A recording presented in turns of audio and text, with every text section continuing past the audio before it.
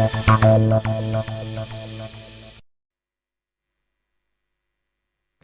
Tonight is brought to you by Flamingo Paint. Superior durability, superior hiding, superior coverage, simply superior. Sasso insecticide spray and coil.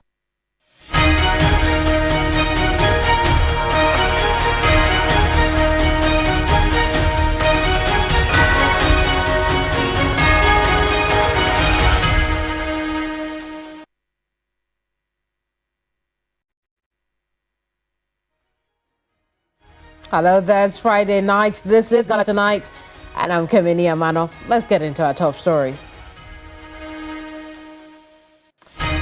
Tonight, Minority Caucus pushes for Attorney General Dominic Ayine to respond to accusations government is behind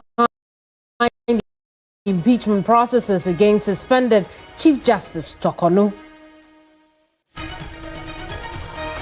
Also tonight, Majority Leader justifies electricity tariff increment, says it is for our own good and sustenance of the power sector.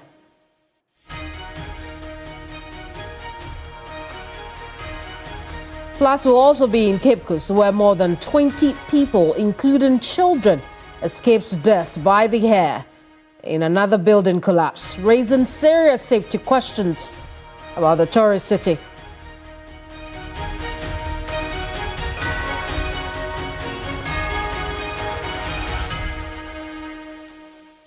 Oh, those are the big stories.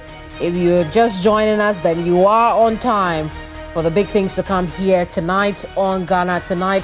Be a part of the program as you watch us on Facebook.com, 3news.com, X.com, and YouTube. Remember to use the hashtag if you'd like to comment on any of the issues we're discussing tonight. Remember to use the hashtag Ghana Tonight.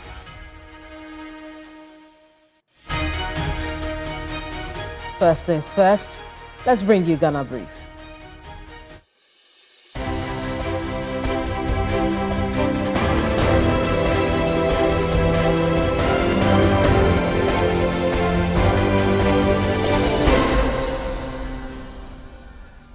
The minority in Parliament is calling on President John Mahama and Attorney General Dr. Dominic Ayine to urgently address concerns raised by suspended Chief Justice Gertrude Tokonu regarding her ongoing impeachment proceedings. According to the member of the Constitutional and Legal Affairs Committee, Madame Tokonu deserves to receive the notice of prima facie before appearing before the committee hearing her case. The Attorney General should be speaking to these matters. I think that the President, very respectfully, who has taken an oath to defend and protect the Constitution of this country, including the fundamental human rights, should be worried and should be concerned. And in law, there's an obligation to give a reason for a position. It's a basic right of the Chief Justice for her to know the case or the parts of the complaint which the President considers that she has a case to answer.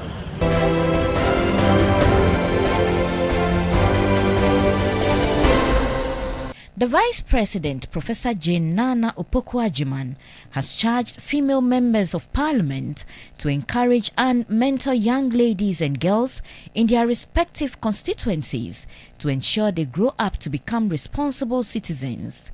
The Vice President was speaking when the female MPs paid a courtesy call on her at the seat of government. We are very proud of the numbers we have now. 40. It's not a joke. And you all know what it takes first to put yourself out, to sustain the momentum, and to get there. So you've done very well. We are very proud of you. And for me, the important point is, so now that we are here, what are we doing with the opportunity? It cannot just be for us. It can be unto us as how we use that opportunity to bring others up.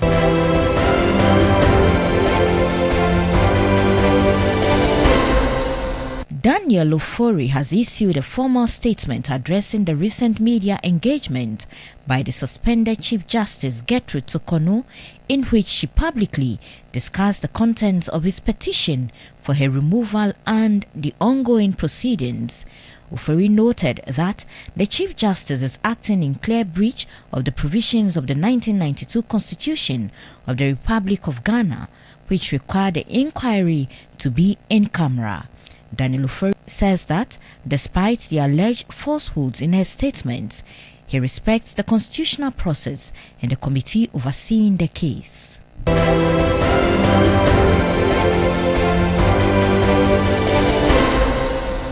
The National Labour Commission has ruled that the strike by workers of the National Identification Authority is invalid due to procedural errors.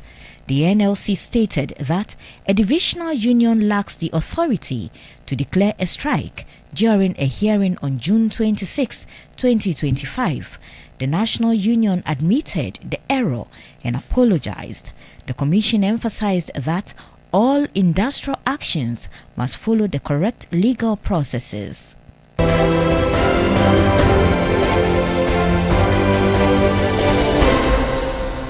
Government is set to roll out the human papilloma virus vaccination to prevent the cause of cervical cancer. Speaking at the Global Vaccine Alliance for Immunization Roundtable in Brussels, Health Minister Kwabena Mintah Akando said the government is targeting to prevent not less than 80,000 cases of cervical cancer. We are projecting that we are going to prevent not less than 80,000 cases of cervical cancer, saving more than 45,000 of lives and saving tens of millions of dollars in our economy.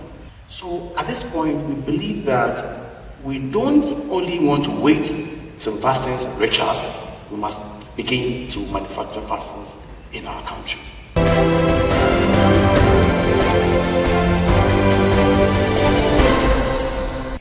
The Bank of Ghana has issued a strong caution to the public and financial institutions to immediately stop transacting with 10 unapproved money transfer organizations operating within the country's remittance and foreign exchange markets. The central bank says these firms are operating without the required licenses and have therefore breached Ghana's foreign exchange laws.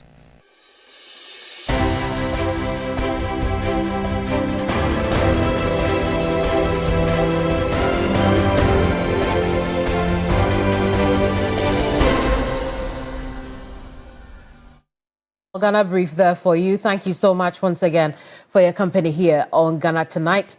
Let's get into our very first matter of the evening.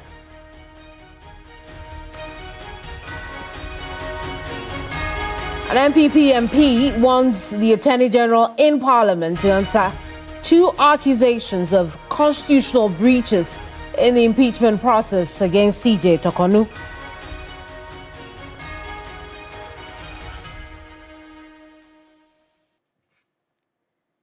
Let's get into that right now, because Attorney General Dominic Ayine could be taking his turn in Parliament soon to answer questions from MPs if the minority has its way. Now, these urgent questions, as described by the minority, will address concerns raised by the suspended Chief Justice Gertrude Tokonu in her news conference earlier this week. Now, the suspended Chief Justice in that news conference did not only question the constitutionality of the impeachment processes, but accused the government of scheming to remove her and the committee of violating her fundamental human and legal rights. Unfortunately, every step of the removal process being undertaken against me is being done in a manner that breaks every rule on how justice is delivered in our country. And this is why I find the need to draw the nation's attention to the serious violations of the Constitution and law in the process, and the danger it holds for the development of the nation's democracy.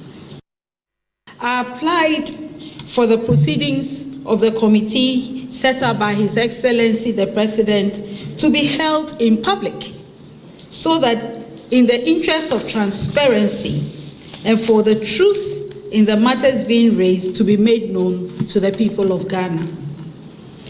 I did so because I knew that the secrecy of the proceedings for removing justices was not created in the Constitution as a cover-up for any agenda. The Constitution expects that only reasons for removing the Chief Justice and public officials as set out in Article 146 will be the reason for doing so. And especially, such reasons must affect public sensitive national interest or public order or safety. As you very well know, the presidency has since rejected and denied all the accusations of this grand scheme to remove the suspended CJ. Government Communications Minister responded only minutes after Tokonu's presser. Single public official, from the president to the speaker to the chief justice to Supreme Court judges to ministers to all public office holders, are bound by the provisions of Ghanaian law. Indeed, it was the former Australian Prime Minister, Kevin Rudd, who once said that when you join the game, you play by the rules. So no public official is allowed to raise him or herself above the laws of Ghana. It does not matter how sensitive your position is.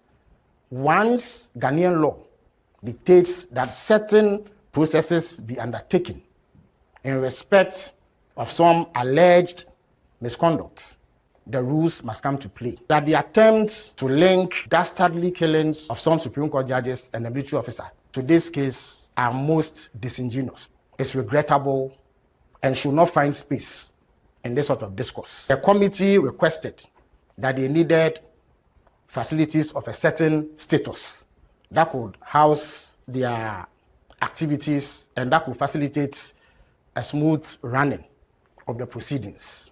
And that facility was available. It is equipped with modern amenities that will facilitate the work of the committee. She is entitled to do so, and we encourage her to avail herself of any opportunity there is to vindicate her rights. Felix Kwachiofosu there, he is Government Communications Minister. But here's the thing, the Minority Caucus agrees with the suspended CJ.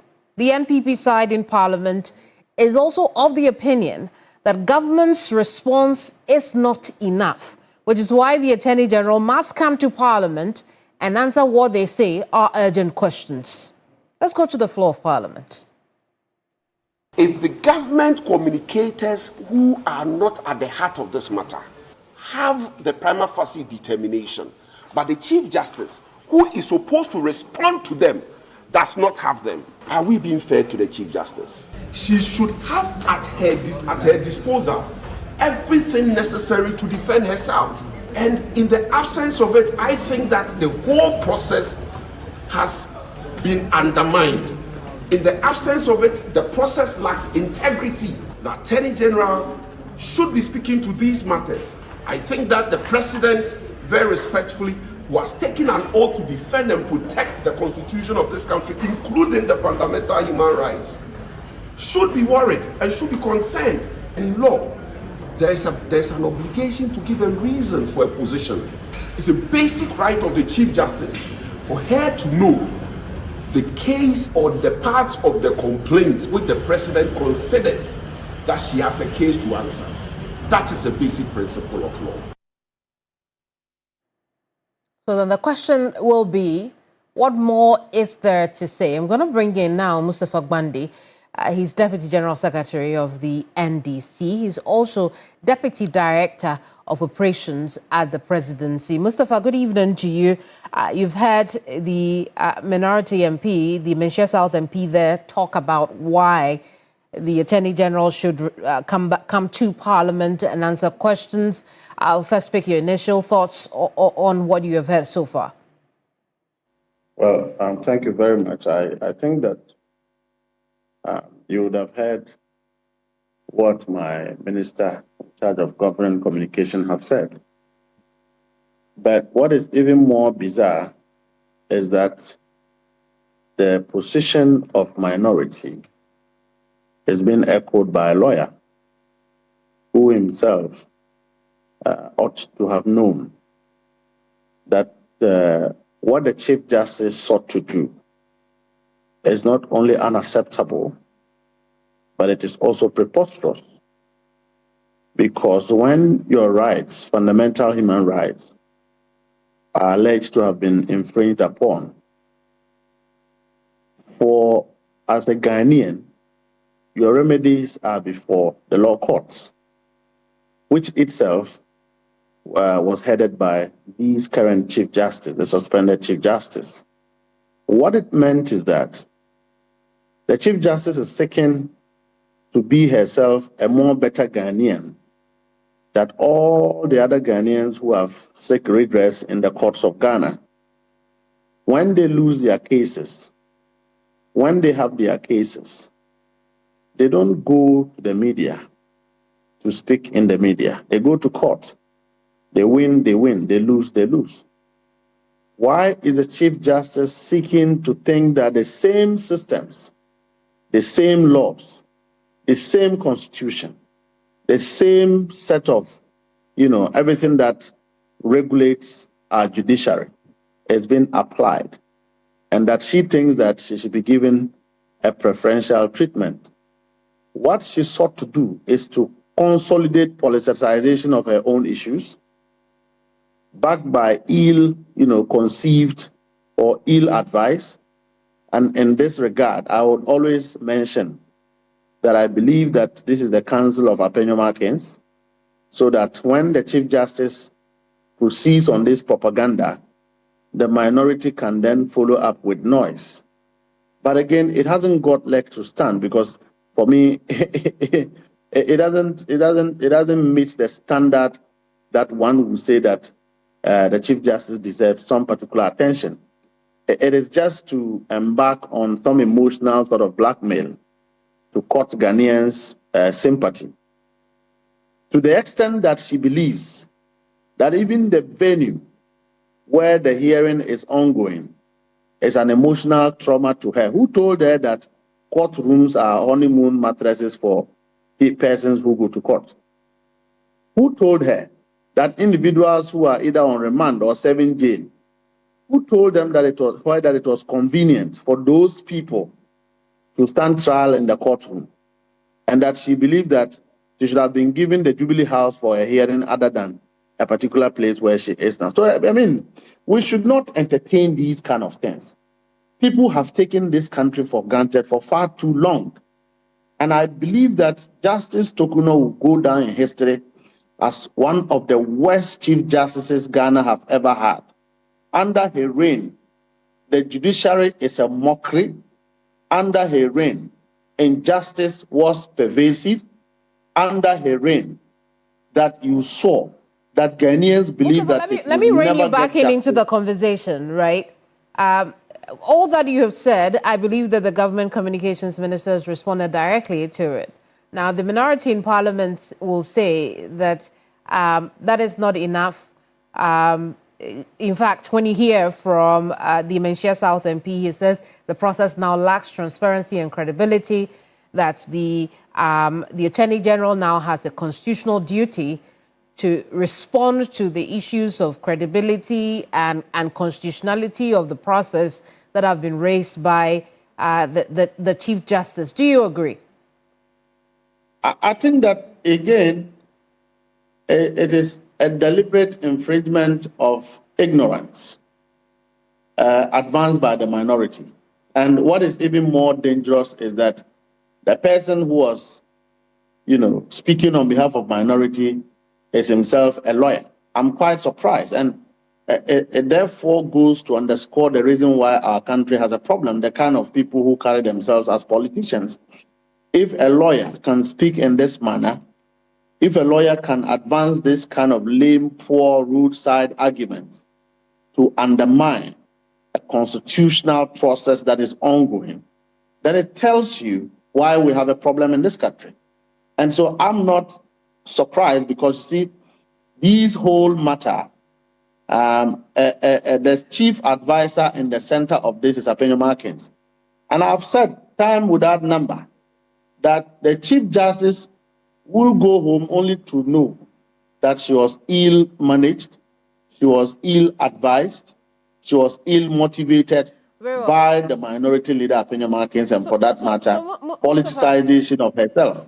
Mustafa, I'd want you to check, the language at this time. Remember that the Menchia South MP is not here to respond to some of the what appears to be verbal attacks you're putting on him, like roadside opinion and those things. Hang on. Please, no, Mustafa, let's not run around in circles on that. You know that you have used distasteful language on him. And I'm asking you to tone that down on that. There's absolutely nothing wrong with making your point without saying those things. So let's come back to the question. So you do not think the Attorney General should go to Parliament and answer questions? I could withdraw that if you believe it's unfair, but I believe clearly in my mind that I wasn't targeting him. And indeed, I think that's what I'm asking, that you withdraw those things you said about the Menchia South MP. I can fairly withdraw that, but to maintain that his arguments are not of standard, they were very empty. They don't look as though arguments that has any legal, proofreading, because you cannot say that as a lawyer. For that matter, you cannot stick to, romance something that is, procedurally flawed, something that is not acceptable. You are politicizing a judicial matter, and at the same time, they don't want the public to comment about it. I remember the last time I commented on this matter. They said that I was the one politicizing same. Today, the Chief Justice herself is in the media talking to the issue. Is not in contempt of the process, backed by members of a minority led by a lawyer who himself is advancing this kind of arguments, and we should take it serious. And so these are people who are seeking to approbate and reprobate in this matter. They will go up and cry, come down and respond, in all trying to get government muddled in it. But you see, His Excellency John Dramani Mahama, as kind-hearted, as a good leader as he is, will decline their preposterous invitation. The processes, I believe, will continue. Ghanaians are interested in the processes. Even if the petitions that are ongoing today, there are no merits. What the Chief Justice did is judicial misconduct. It's an attack on the Constitution of the Republic of Ghana. It's an attack on the integrity of the judiciary. When she was doing her press conference, students of Ghana Law School didn't follow her, judges didn't follow her, but a parliamentary candidate of Adenta constituency of the MPP was the one seen in videos following her. And what's wrong with that? Well, your guess is good as mine. No, I don't have a guess. What is wrong with that, Mustafa? I'm just saying that the issue speaks for themselves. And I'm just saying that is she afraid to go back to her own colleagues where she was a Chief Justice? The remaining judges are her own colleagues. Is she afraid that they won't give her justice? If the Chief Justice is afraid of going to the judiciary for justice, what about the ordinary Ghanaian? What have the ordinary Ghanaian endured all of the period of her reign? Does that suggest that there was injustice? Does it not confirm the fear? Does it not confirm the complaint? Does it not also confirm what Ghanaians have always complained as far as the credibility, the integrity of the judiciary in dispensing justice is? Does it not confirm? If a Chief Justice is running from her own rules, who should be subjected to those rules? What has she got to hide? If you say the president will decline this, remember that the call is not only on the president. They have also made the call on the Attorney General. And I would ask again, this is perhaps the third time I'm asking this question, and hopefully you can give me a direct answer to it. President Mahama and the NDC has a nation to build.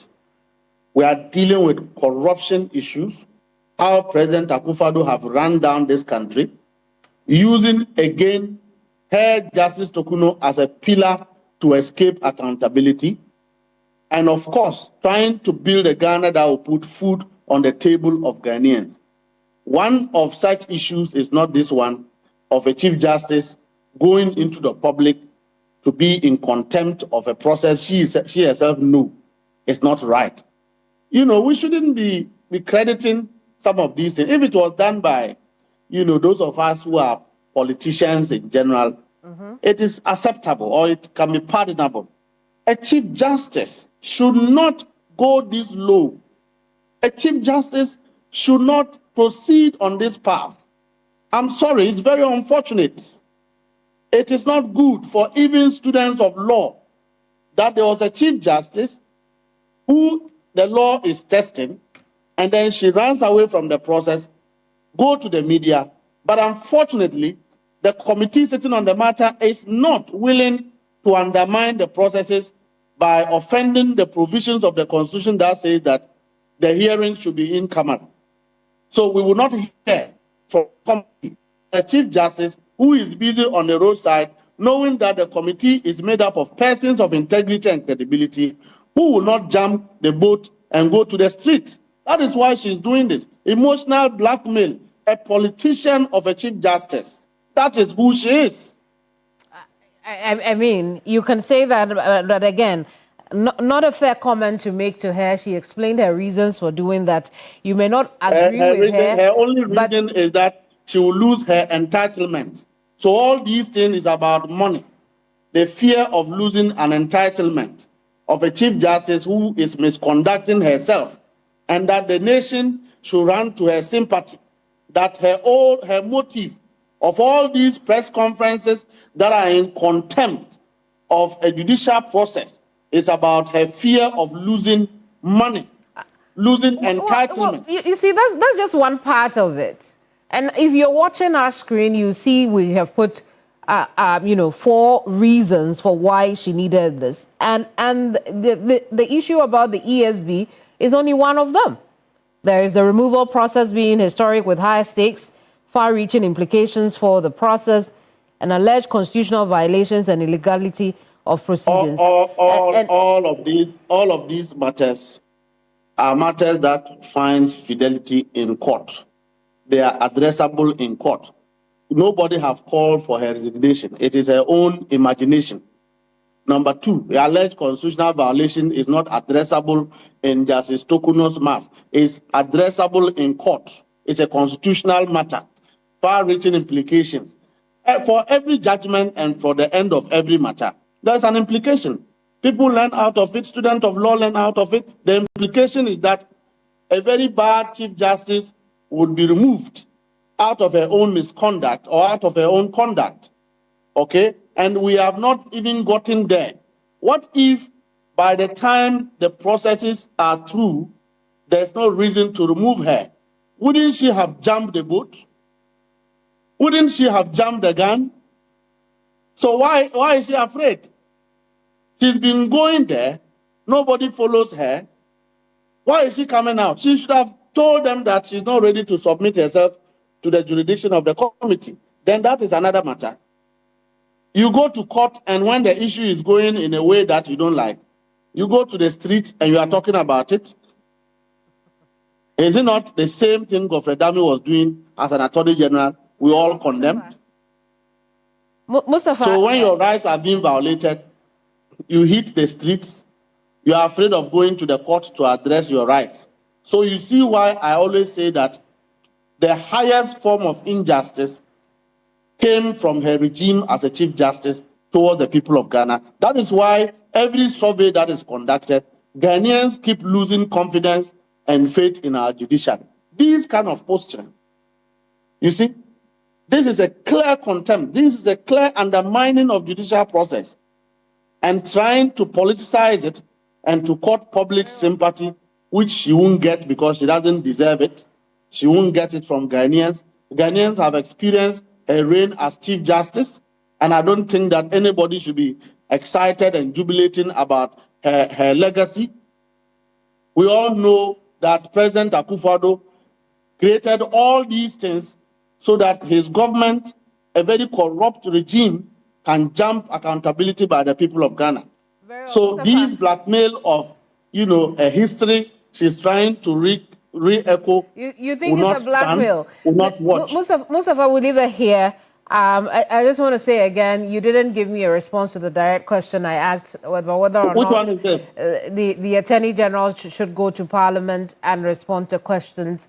Although you said that the president will deny any invitation to do so.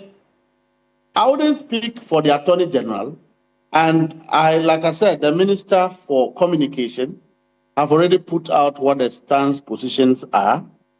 I don't think that the Attorney General, he himself is a parliamentarian, and he is not a member of the committee. Why is he going to talk about a matter that the committee is sitting on? So again, the minority is inviting the Attorney General into illegality, if you analyze the issues. And I believe that the learned Attorney General will himself advise what the processes are in due course. Out of time, and we'll leave it here. Thank you so much for talking to us. Mustafa Gbandi is Deputy General Secretary for the NDC. He's also the Deputy Director of Operations at the Presidency. We'll stay on this matter for a tad, because remember that during that news conference, the now suspended Chief Justice looked at some of the petitions, responded to content of what she said. What she says is the content of the petition, right? And one of the petitioners, Daniel Ofori, is the man you're seeing on your screen at the moment. Remember that Chief Justice had responded in detail to the accusations Daniel allegedly made in those petitions. Again, we haven't seen those petitions. She did confirm, on that day, that what has been floating about on social media is indeed the petition. For the first time, we heard to that. But this is Daniel Ofori's response. He says, my attention has been drawn to a media engagement on 25th June 2025, that's 2 days ago, by the suspended Chief Justice, at which she publicly discussed the contents of my petition for her removal as Chief Justice and the proceedings in respect of the petition. He also goes on to say that the Chief Justice is acting in clear breach of the provisions of the 1992 Constitution of the Republic of Ghana, which require the inquiry to be in camera. As a law-abiding citizen and out of respect for the constitutional process and the committee, I will not seek to go on the path of the suspended Chief Justice, not even to correct plain falsehoods in her statements. When it is constitutionally and legally appropriate to engage the public on matters regarding my petition and the process, I shall do so. And he ends with truth stands. So that's Daniel Ofori, one of the petitioners in the impeachment processes against Chief Justice Tokonu. He's responded to the Chief Justice, says, look, I'm not going to talk. I'm not even going to mention the falsehoods in the statement she gave 2 days ago. But when the time is right, I will discuss the process and the content of my petition. Remember, Daniel Ofori is also that witness that the Chief Justice in her statement said will not be called to the stand, so that she will have the chance, or her counsel will have the chance or the opportunity to cross-examine. Again, the legal matters have been discussed at length. I will not go over it. We will not belabor the point, but that's Daniel's response to the Chief Justice. It would appear that while he calls the process an illegality to even respond to the suspended CJ, because this is a process that should be held in confidence, in camera, the minority, as we well know, wants the Attorney General, want the President to respond to the accusations being made, because in their opinion, it speaks to the credibility of the judicial system. We'll leave it here for now, but turn attention to something else. Something that matters very much to both you and me. The debate over appropriateness of tariff adjustment for electricity consumers continues, and tonight, the majority in Parliament is pushing back hard.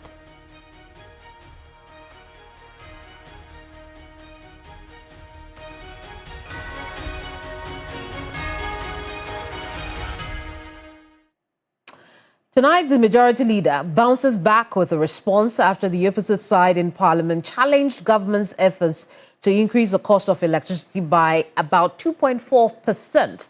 Now, leader of government business, Mahama Ayariga, says the tariff adjustment is part of government's plans to defray ECG debt and rescue the power sector.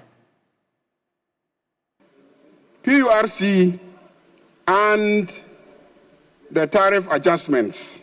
You call on us to invite PURC, but I think that it is the energy minister and green transition that we should be invited to come and brief the House.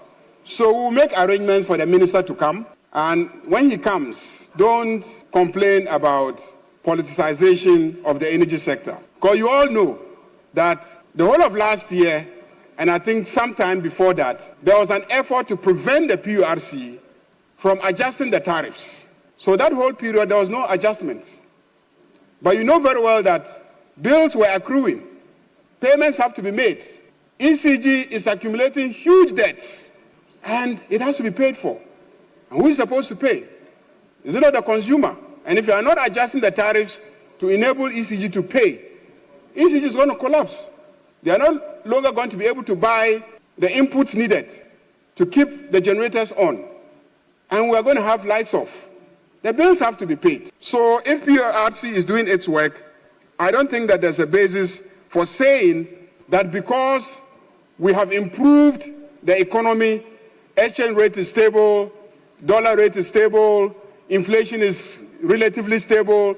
If all these indicators are stable, it doesn't mean that the debt that has been accrued at ECG will just be wished away. But minority plans remain steadfast. During a presser earlier, the group pointed to the same stable key economic indicators, gas prices, exchange rates, and even inflation, as reasons an upward adjustment is not necessary. The caucus plans to summon management of the Public Utilities Regulatory Commission to justify the new electricity tariff, which will take effect in 3 days. Gas price has not gone up. Exchange rate is going down. These are some of the factors. Exchange rate, the highest for this year was, I think, $15.527. Okay, that was the highest in this year. The lowest was 10.20. Currently, exchange rate is 10.30. So, why increasing? And inflation rate. Okay, these are the three factors. The inflation as at March was 22.4%.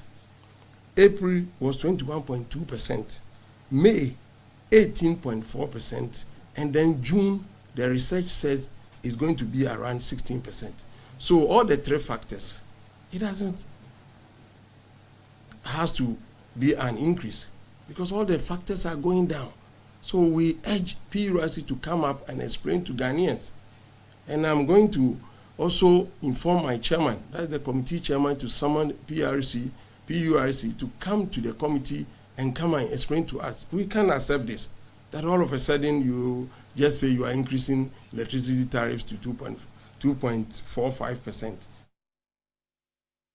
All right, so let's discuss what's going into this new adjustment because I've got you covered. The space regulator, the PURC, in their own statement, identified what these indicators are, what is going into the new tariff that we will be paying in 3 days on the 1st of July. They've talked about why the indicators are low, yet here we are going to pay 2.45% more for our use of electricity in this country.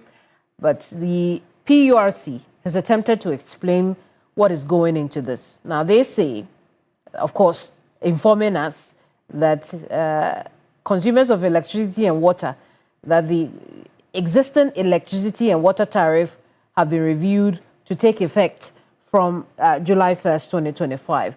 Now, let's talk about that mechanism. Now, let's go back and look at from mechanism, right?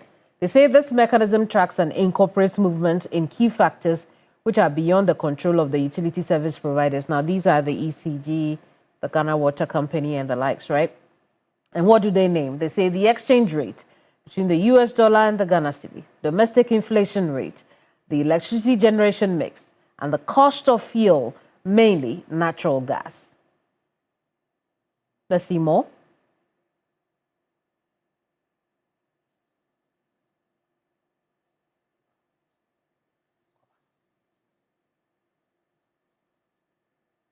Now, it also goes on to say that the adjustments have been carried out in line with the Commission's quarterly tariff review mechanism. So that's what the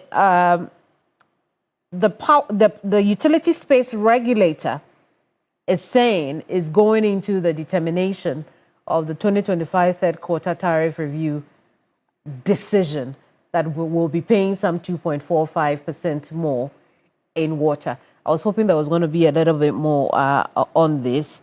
Perhaps in the course of my conversation, I will bring more on that. Just a little bit more details on what they say is going into this. Because, for instance, on the subject of the Ghana cedi US dollar exchange rate, they look at a weighted average Ghana cedi US dollar 10.3052 cedis as the exchange rate being used to compute the tariffs, inflation. The Commission used an average projected inflation rate of 20.67% for the third quarter of 2025. We're seeing the same trend with natural gas. On the subject of energy mix, they talk about the projected hydrothermal generation mix from the quarter under review remain the same at 28.8% for hydro, 71.2% for thermal generation, which means that we're going to be buying a lot of fuel if you look at it. If you're spending if we are getting 71.2% of our generation mix from thermal. Outstanding revenues, the inclusion of an outstanding debt of 488 million cedis. Now remember, this is what the advocates or the supporters of the increment are using, that we need to defray this debt, make the sector stronger, be able to buy our fuel. They said some 488 million carried over from the previous 3 quarters are outstanding, right? Reserve capacity, they say the inclusion of reserve capacity for great stability and reliability. And the cost of fuel, the inclusion of 27% of the cost of alternative fuels such as distillate fuel oil, heavy fuel oil, and light crude oil. So those are the things, the considerations that they have made. Just a breakdown of that into determining this 2.45% increment. But let's bring in now Benjamin Insia from the Center for Environmental Management and Sustainable Energy, CEMSI. Benjamin, you think that this is coming at a very bad time, but I've just read out the statement from the PURC on why they had to do this. Does it make sense now? Thank you very much. I think CEMSI's position when it comes to the power sector is that we always want to promote energy security and also sustainable energy. However, this must be done in a very transparent, very accountable, and also based on regulatory principles. We think that this particular tariff adjustment has nothing to do with regulatory principles, rather some government personnel wanting some huge sums of money from the power sector, and for that matter, they needed to introduce some price build-up or new policy price build-up on the tariff structure to increase end user tariff for the third quarter of 2025. And these are our reasons.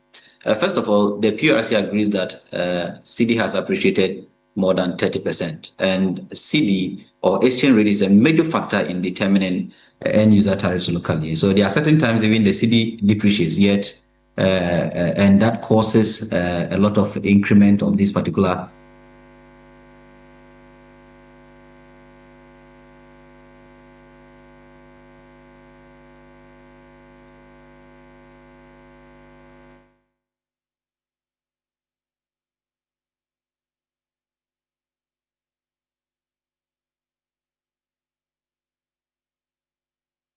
within our market. Fortunately for us, the expected average price projection is on the declining side. And I think I heard one of your commentators mention that even the projected inflation for June is likely going to be around 16%. So the moving average of inflation shouldn't be the 20% that PRC is using, rather should be between 17 to 18% for the third quarter of 2025. However, they use 20%. Even that 20% is quite less than the 22 they used in the previous quarter. So in both cases, these indicators are favorable to the end user. So we're expecting that because of their favorability, price of electricity ought to have decreased. And I think I engaged their head of research on a sister platform where he agreed that price of electricity ought to have increased. However, they mentioned debt, and that is where we have a problem with PRAS when it comes to accountability and transparency in their dealings. The debt issue is that they mentioned that there's a debt in the third and fourth quarter of 2024, which the end user must pay, and the end user paid half of it in the first quarter and second quarter of 2025, and the half will be paid in the third quarter. However, they forgot that within the first and second quarter adjustments, the discos, that is NETCO and then ECG, made a lot of windfall, a lot of gains. And I'll give you the example. If you budgeted an end user tariff based on 15 Ghana cedis, 69 pesos, which is almost 15 Ghana cedis, 70 pesos to the dollar, it means that your expectation is that anytime you sell power, when you are converting that cedi into dollars, it should be around 15 Ghana cedis. And that means that that is the equivalent you are expecting to pay in dollars. However, when the cedi appreciates, what it means is that you may need less cedis to get the same dollars that you would have used to settle the category A players within the power sector. So the appreciation of the cedi gave these companies a lot of windfall. And these companies are getting in excess of 1 billion Ghana cedi windfall that if the PURC has been very transparent with the Ghanaian, they should have mentioned the windfalls or the gains that these discos made as a result of the appreciation of the currency. And that gain could have also been used to settle these areas without introducing any new tariff increment on Ghanaians. Now, the second part is that the PURC added a reserve capacity. And the reserve capacity is a major tariff decision that they ought to have engaged stakeholders, because it's something new you are bringing on the tariff decision paper or on the tariff structure. Every year, every 3 years or 4 years, the last time we had a major tariff review was in 2022, August precisely in 2022. And the August 2022 tariff review indicated what we needed for our tariff review in each quarter. Reserve capacity was not part. So if you're going to add... I see. So Benjamin, I mean, from your knowledge of the industry, what is this reserve capacity which you think should have been discussed industry-wide? Yes, so reserve capacity is the allowable reserve that we need to have so that if a plant goes off, we bring it on board, right? And it is 18%. But sometimes it even goes as low as 12%. This year we've had several months that we have 12% of reserve capacity, and there are certain times we have about 22%, and it should be there so that if any of the plants knocks off, we bring them on board so that we don't generate any doomsday or any power generation crisis in Ghana. So it is expected to be part of the build-up, but its expectation must be in consultation with stakeholders so that stakeholders agree that yes, it's 18% or it's 12% or it's 22%, and that what is the cost of it so that we know how to infuse that in the tariff structure. That was not done. The second part is that they also mentioned 27% of fuel cost. Now, if you take the 2022 review, major review, there are two nominated fuel products for fuel recovery charge for the IPPs and also VRA. These are heavy fuel oil and also natural gas. And anytime I tell people that natural gas has always been factored in the tariff structure, it is there even today. It is $7.71 or 74 cents, depending on how you look at it, per British thermal unit. So it's factored there, and we've been paying for it. So if you are going to add a new cost of fuel, which you've indicated that is 27% of that, let us know 27% of what, and why is the Ghanaian paying 27%? And that is the opaqueness of their argument. We don't know why we are paying the 27%, and we don't even know the 27% of so what then, Benjamin, we are paying. this is also a matter of transparency, which means that indeed the PURC has a lot of questions to answer, not only to Parliament but to the Ghanaian people. But I did want to touch briefly on, before we end our conversation, on the justification of the increase for our debt payment. Remember, they have said that it's not just the 2.45% increment is not the only plan to pay off the debts, but it's a component of the larger plan to pay off these debts. and sustain the industry. You talked about the windfall made by some of the service providers in the power sector chain. But this windfall that they made does not come to the coffers of government alone, does it? It does. It does, because at the end of the day, government, including, and I think someone even made an argument in the afternoon that PURC always is interested in increasing tariff because they are also beneficiaries of this tariff increment. Whenever tariff are increased, they benefit a lot of it. And for that matter, they always think of pushing tariffs higher. And that is why we're expecting that even if they were not going to decrease tariffs by 10% in the third quarter, at least they should zero it, so that government benefits and then the consumer also benefits. However, they are bringing 2.45% without even giving further justification. Now, with respect to the debt issue, we have a lot of maybe levies, we have a lot of sources of revenue for the debt. The Ghanaian is paying for the debt on petroleum products. We've been paying that since 2015. The Ghanaian will likely pay for another debt maybe in August or September when government introduces the D levy or whatever they call it. Government is paying that. But the core contributors of the debt, government is not ready to resolve that issue. According to PRC or Energy Commission report, in 2023, the system losses of ECG was 27%. In 2024, it increased to 32%. Why is the PRC not sanctioning energy ECG for going beyond the benchmark that they have Benjamin, set for them? I'm afraid we are out of time. We'll have to leave our conversation here, but let's pick it up again another time. Benjamin Nsia is from the Center for Environmental Management and Sustainable Energy. We've just been looking at the 2.45 increments we expected to pay in the next 3 days. And he says, based on his calculation, we should actually be enjoying a decrease, and does not believe that the debt payment or debt payment is enough reason for this increment. We'll take a quick break, but when we come back, at least half a dozen buildings collapsed, raising safety concerns among residents in the tourist city of Cape Coast. I'll tell you more about that when we come back. Don't go away, because this is a really disturbing issue.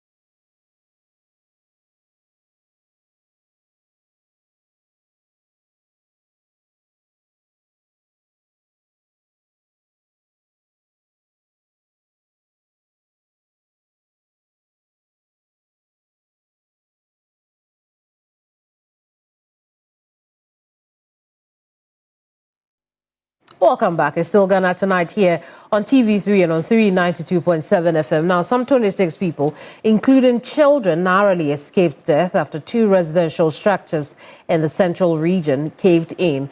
While no injuries were recorded in the latest incident, a previous building that gave way killed 1 person and sent 2 others to the hospital with varied degrees of injuries. The buildings, one a-story building and a construction collapsed as parts of Cape Coast flooded from the downpour. These incidents have raised serious safety concerns, and that's why I'm bringing in now Cape Coast Mayor.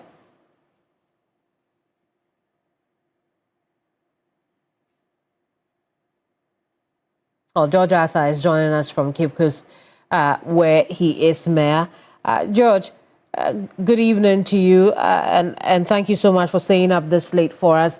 But how many buildings have now caved in your city? Good evening, and thank you. It's a pleasure having me. Yeah, so far we have about 5 buildings. 5 buildings so far. So we have demolished about additional 5, so making 10 for now. I see. Why are you demolishing these buildings? Yeah, because it has never been in a good state. It has been in a dangerous and dilapidated state. So we couldn't hold it at all to ensure it also caused further collapse and further injury on people. Otherwise, it would have caused havoc on the good people of Cape Coast or those who are staying in the building. So we have decided to demolish those buildings. I see, George. How many other buildings are likely to go down because you have identified them to be unsafe? So far, we have actually earmarked about 3 buildings that we want to demolish. So they are all in a very dangerous state. So we can't wait. We have asked the family to vacate the place, and we have given them up to Monday to vacate the place, so we will be able to demolish it. I see.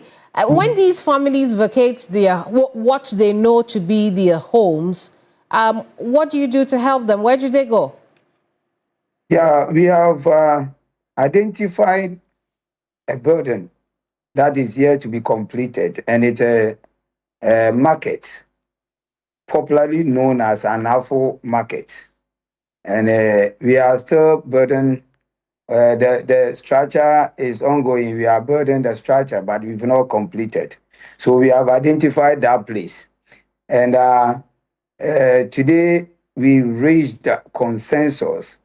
If I say we reached, I'm talking about the regional minister, Osabre Makwesata, and myself, that we should house these people for the meantime, for the next 3 months, so that we reintegrate them into the society or the system again.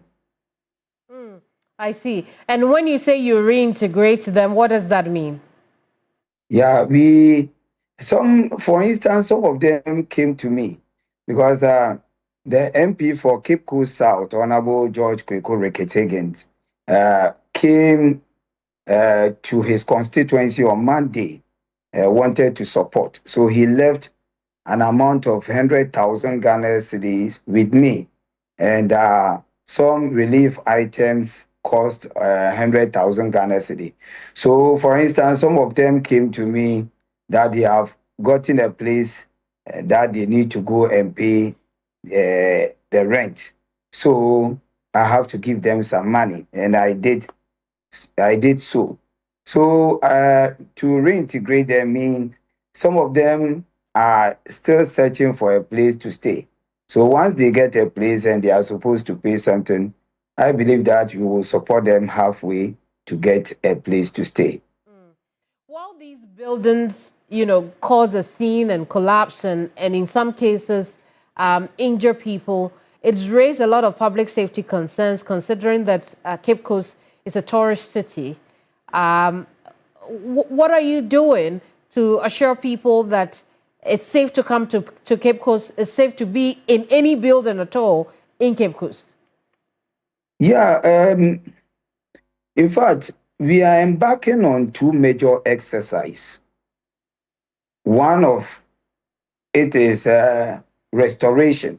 I mean, identifying these buildings that are not highly in dilapidated state, making sure that we restore this building. But with this, we collaborate with some key stakeholders and some key agencies, such as UNESCO and the two members of parliament, Honorable George Kweko Reketegen, Dr. Kwamina Mintanyako, Osabre Marco and others, the regional minister as well, so that we look for some key agency or agents. I see. To ensure that we embark on restoration. I see, George. But One other thing you'd have to deal with, George, is the floods that hit Cape Coast, one of which exposed itself yesterday. As mayor of the city, what have you identified to be the problem and how would you deal with it? Honestly, it's some of them are being caused by some negligence of some citizenry within the metropolis, because they are claiming that the previous administration gave them permit to build on a waterway. I mean, they are blocking where water is supposed to pass.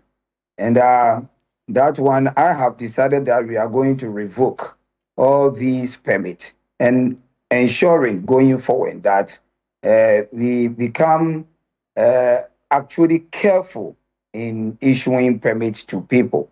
And the technical men would also do due diligence so that they don't give permit anyhow. Amen. We are also going to demolish some other buildings that are built on our waterway. And also, those choke gutters will be the certain. I see.